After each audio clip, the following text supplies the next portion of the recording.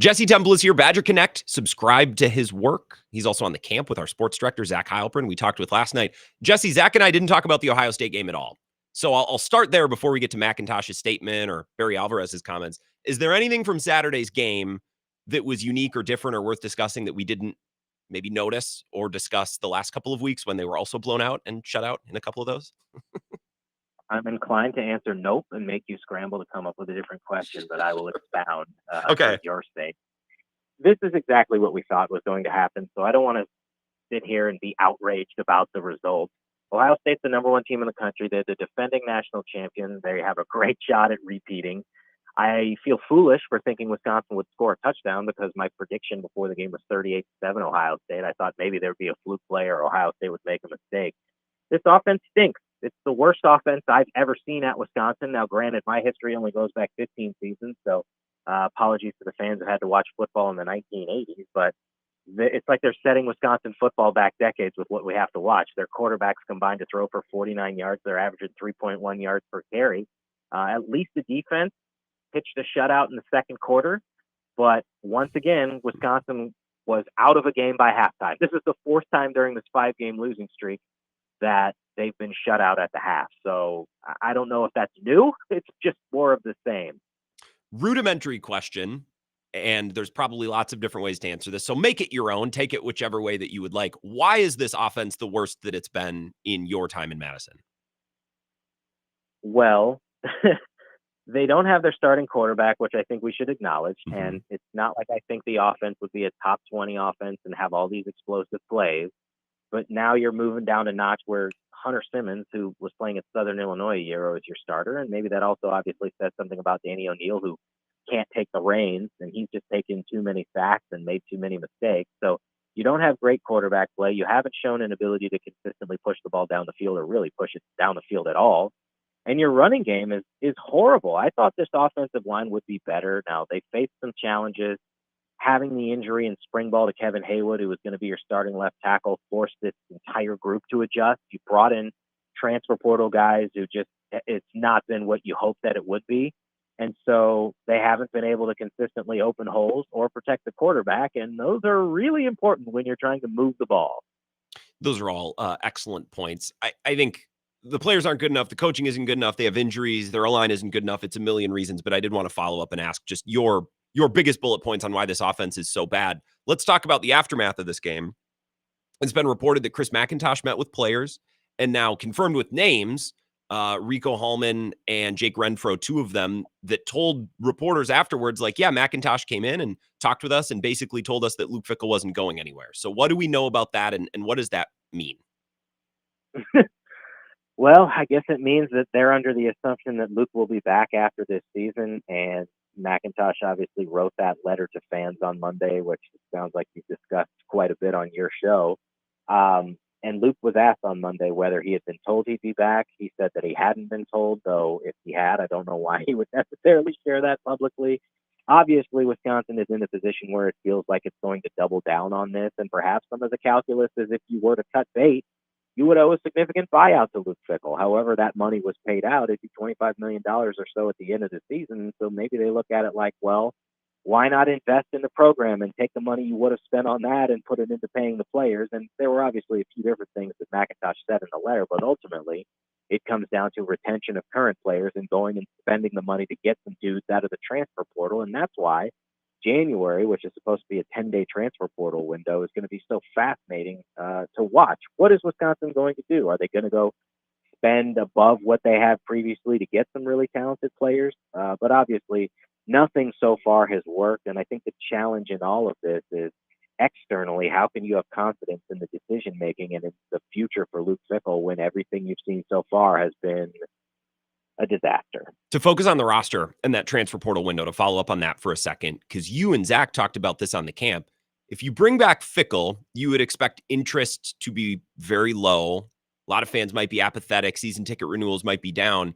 Could Wisconsin's way to combat that, if they are deciding to bring back Luke Fickell for next year, be, well, we're going to go get a quarterback, or we're going to go take a huge swing in the transfer portal in a way that we haven't in the past to really give the fan base a shot in the arm? Is that something that you could see happening? Because I know you and Zach kicked that around a little bit.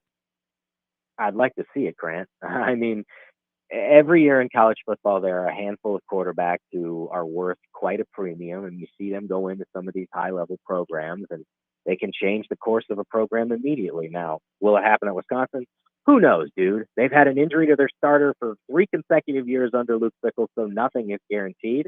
But I feel like if you're going to try and make a splash, you start with a quarterback, and who knows how much money that would command. But it's easy for me to say that and then also say, well, you haven't been able to block anybody, so perhaps you need to spend some money on offensive linemen and some other players.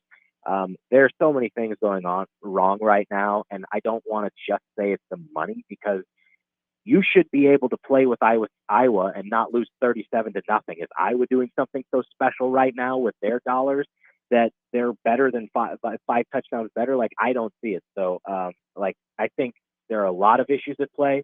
But if you say you want to spend the money, then go do it on a big name quarterback and see if you can generate some excitement. It's been all sizzle, no steak, as Zach has said, which is an expression that I like. And I talked about this with Zach. This was my take on Monday following the Ohio State game. And I just want your reaction to this.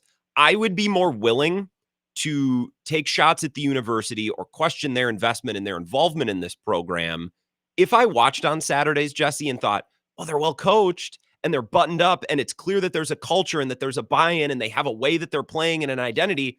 They just don't have the players, right? If that's what I saw on Saturdays, we could charge into this offseason. I could say the university's got to go get players. But it's really difficult for me to cry over that when I watch on Sundays or Saturdays. And I feel like this is maybe one of the worst teams in the Power Four. You know what I mean? Like Fickell and the investment there should be able to get you a little bit higher. The floor should be higher than what we've seen, much higher than what we've seen. Well, that's why it's so difficult in my mind to put out a letter and try to sell optimism in any way, because if you're watching this team, what is there to be optimistic about? And it's not just the fact that they're losing, it's that it's not even close. They've lost 10 straight games now to Power Four opponents, 9 straight games in the Big Ten. They have 11 losses since last season of at least 14 points. And it's just astounding how bad they are. You talk about one of the worst teams in the Power Four statistically.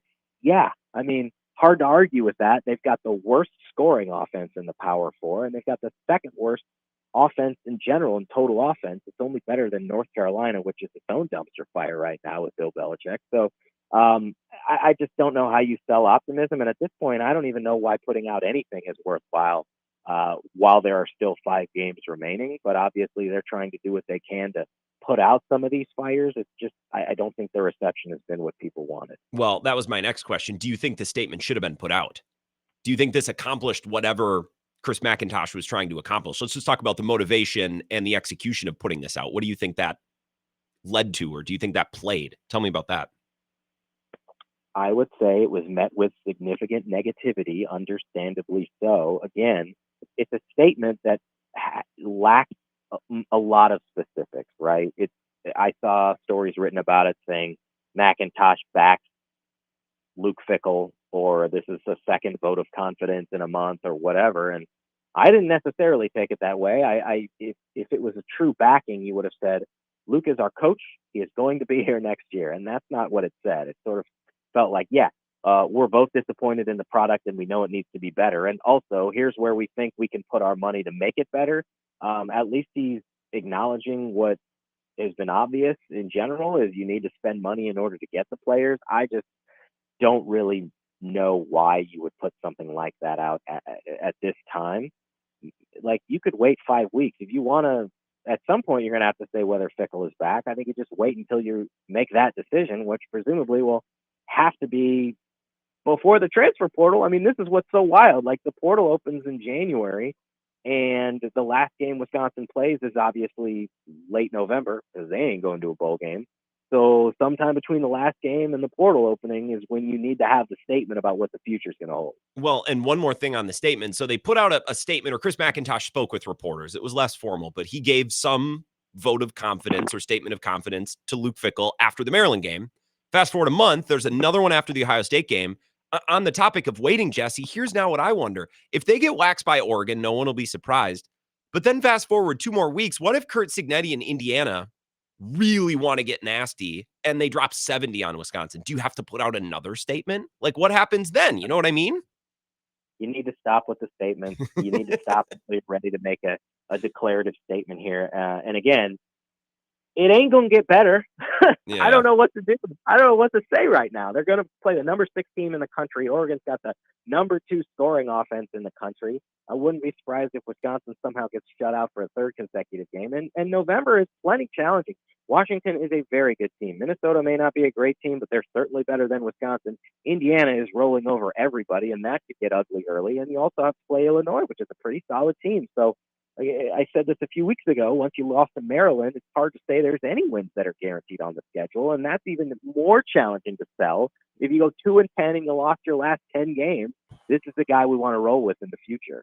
So I want to ask you about your latest Badger bite and a little basketball, but one last thing for Badger football fans who are trying to make sense of this all.